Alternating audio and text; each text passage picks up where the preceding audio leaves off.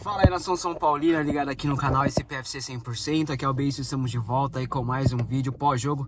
Desculpa pela imagem, né, rapaziada, mas hoje aí eu tô voltando do Morumbi nesse exato momento, acabei de chegar no meu bairro, voltando do Morumbi, tô aqui no carro agora, resolvi gravar esse pós-jogo aqui rapidinho pra trazer um pouquinho sobre o jogo de hoje, né, rapaziada, e falar, finalmente a vitória veio, né, e aí, Neto? Falta 5 só, hein? Ferreirinha tá demais, rapaziada, tá demais.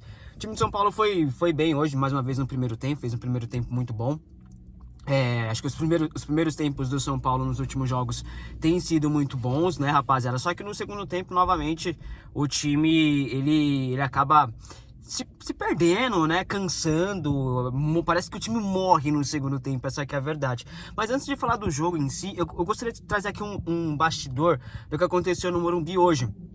Durante o anúncio da escalação, né, o narrador do estádio do Morumbi, ele anuncia a escalação do São Paulo, e a gente foi vendo lá, pô, Rafael muito aplaudido e tal, o Cedric aplaudido, o Juan Trissoldi também, mais ou menos, né, Sabino também mais ou menos, o Alisson bastante aplaudido, Marcos Antônio mais ou menos. Quando chegou no Ferreirinha, gente, o Morumbi, ele veio abaixo. Quando o cara falou Ferreirinha, o Morumbi veio abaixo, foi um negócio assim, absurdo. A fase do Ferreirinha realmente é uma fase espetacular, e a torcida de São Paulo reconhecendo essa fase aí, fazendo muita festa após o anúncio aí do Ferreirinha no time titular do São Paulo. Foi um negócio assim absurdo. Eu me surpreendi muito, apesar da fase do Ferreirinha ser muito boa, mas eu me surpreendi bastante porque, mano, foi um negócio assim que parecia aquela, sei lá, o Caleri, o Luciano sendo anunciado, inclusive o time de São Paulo, hein?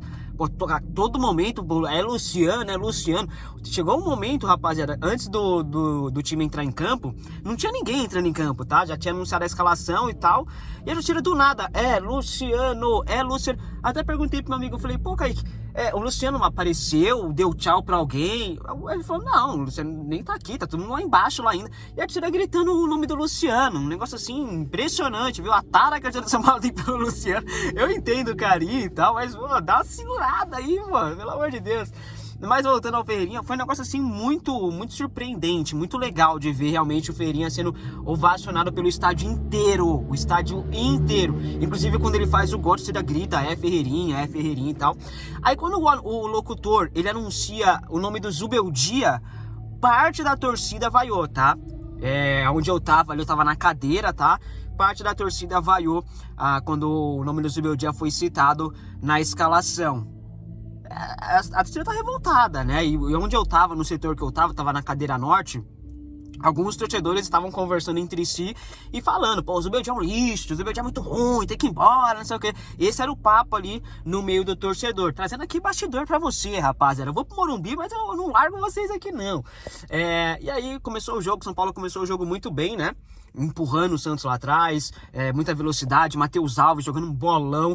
O Ferreirinha, ele faz a jogada do gol dele, inclusive, ele faz o lance, o pessoal, o Ferreirinha só botou a bola pra dentro, até eu faria, mas ele começa a jogada do gol, né, ele dribla um ali, pá, pum, toca no André Silva, passa, entra na área, o André Silva dá um belo passe, o Ferreirinha marca o gol, mais um. Desde que o Neto falou, rapaziada, que se o Ferreirinha fizesse 10 gols, ele iria de tanga no programa, o Ferreirinha já marcou 5. Antes disso, o Ferreirinha tinha 11 jogos e nenhum gol marcado. Depois disso, são 4 jogos e 5 gols marcados. Obrigado, Neto. Muito obrigado, realmente. Agora fala do Luciano também, do Caleri, que tá lesionado agora, mas pode falar mais do André Silva, falar mais do Zubeldia, quem sabe São Paulo melhor e ninguém segure mais a gente, né? Queria falar mais agora sobre o Matheus Alves, porque o Matheus Alves fez uma boa partida, tá? Ele até sofreu um pênalti escandaloso. O VAR é um absurdo. A arbitragem... Tá satisfeito, Casares?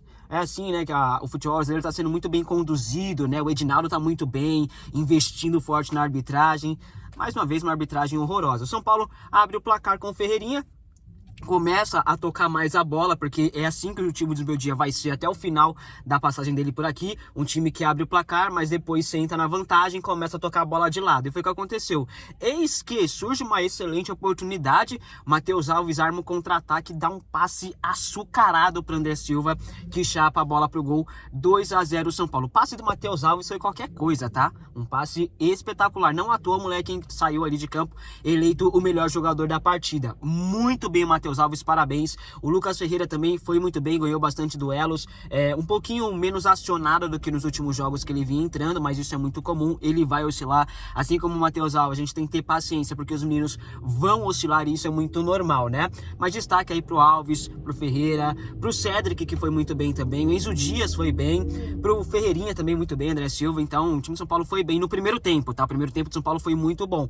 Eis que a arbitragem entra em ação, porque o Wilton Pereira Sampaio já estava, né, querendo entrar, ser o protagonista da partida desde o começo, e ele marca um pênalti absurdo do Enzo Dias, colocando a mão na bola, sendo que, cara, quando você sobe para cabecear, é natural que você suba com o braço um pouco aberto. O jogador do Santos cabeceia a bola para baixo e a bola não vai na direção do gol. E a bola bate no Enzo Dias. Não é que o Enzo Dias abriu pra rebater a bola bate no Enzo Dias. Aonde isso é pênalti, gente? Pelo amor de Deus, arranca o braço então. Que arranquem os braços dos jogadores, porque não pode mais subir para tomar impulsão, movimentar o braço para tomar impulsão, não pode mais.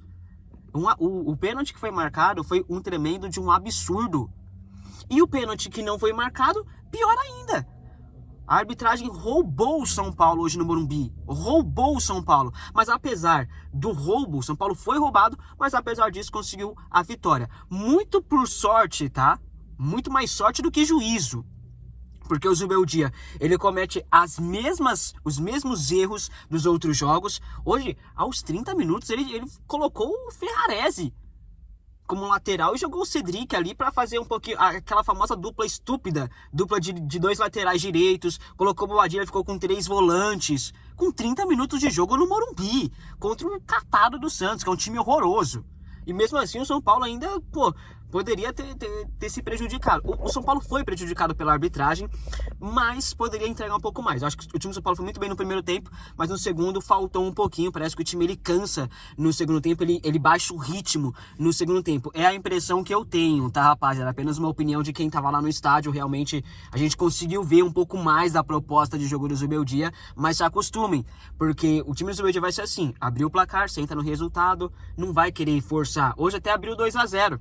Só que depois você entrou na vantagem de novo e foi levando até onde deu. Teve oportunidades de fazer mais gols, mas acabou não fazendo. O pênalti em cima do Matheus Alves é um negócio assim absurdo, tá, gente? O goleiro do Santos pega só a perna do Matheus Alves e o juiz não marca pênalti, o VAR não recomenda a revisão. Pra que tem VAR então nessa bosta? Pra que tem VAR? O senhor Wilton Pereira Sampaio deveria sair de Camburão do Morumbi, de Camburão, algemado, porque o que aconteceu hoje foi um absurdo. Mas ninguém vai falar nada, né? Porque contra o São Paulo pode tudo. Agora, Casares, tá satisfeito, Casares? Enfim, Morumbi tava nesses momentos que o Santos tava dominando o jogo no segundo tempo, o Morumbi tava meio que um negocinho ali, o pessoal tava começando a reclamar, porque as alterações do Zubeldia são muito ruins. O Zubeldia substitui muito mal, tá? E isso tem que ser falado, tá? Eu tô apoiando o Zubeldia, não vou torcer contra o Zubeldia o São Paulo, cara. Eu vou torcer pro São Paulo e mesmo que seja o Zubeldia. Mas tem que, evoluir nas alterações. Muda alguma coisa de efeito que mostre que você quer o jogo dentro de casa. Porque você jogando em casa, aos 30 minutos de jogo, você recua o time contra o Santos, que é um catado. Gente, o São Paulo só não perdeu porque o Santos é um catado. O São Paulo só não tomou um empate, na verdade, desculpe. O São Paulo só não tomou um empate porque o Santos é um catado. É um time horroroso. O Rafael fez um milagre no final do jogo. Um milagre. Não fosse isso, talvez a gente teria cedido o empate mais uma vez. A vitória veio, vamos comemorar, temos que comemorar, mas tem muitos erros que precisam ser corrigidos e esses erros passam muito pelas mãos do Luiz Zubeldia. Ok? Então, que a gente possa aí comemorar bastante essa semana. Quarta-feira tem Libertadores e a gente vai apoiar novamente. Zubeldia, acorda, Zubeldia, que a sombra do Dorival Júnior tá daquele jeito, hein? Tá próxima. Enfim, rapaziada, quero que você comente o que vocês acharam. Consegui trazer bastidores pra vocês do Morumbi. Inclusive, um abraço pra Priscila Senhorães, que eu encontrei ela no Morumbi. Não falei com ela porque tava com muita vergonha, mas acabei encontrando ela. Na próxima eu vou parar pra falar com ela, tá? Ó, até apagou a luz aqui do meu carro, então eu vou ficando por aqui. Tamo junto, forte abraço. É nóis.